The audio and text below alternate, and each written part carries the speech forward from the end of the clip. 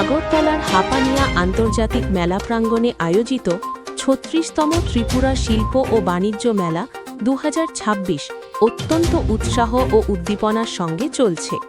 গত ২৯ জানুয়ারি ২০২৬ তারিখে শিল্প ও বাণিজ্য দপ্তর এবং Tripura industrial development corporation limited TIDC এর উদ্যোগে এই শিল্প মেলার উদ্বোধন করা হয়। আগামী ১২ ফেব্রুয়ারি ২০২৬ পর্যন্ত এই মেলা চলবে। মেলায় স্থানীয়, রাজ্য এবং জাতীয় স্তরের বিভিন্ন স্টল বসানো হয়েছে। এই মেলার মূল উদ্দেশ্য হল শিল্প, বাণিজ্য, স্টার্টআপ এবং বিনিয়োগের নতুন সুযোগগুলিকে উৎসাহিত করা, স্থানীয় উদ্যোক্তাদের একটি উপযুক্ত মঞ্চ প্রদান করা এবং ত্রিপুরার শিল্প সম্ভাবনাকে সমগ্র দেশের সামনে তুলে ধরা।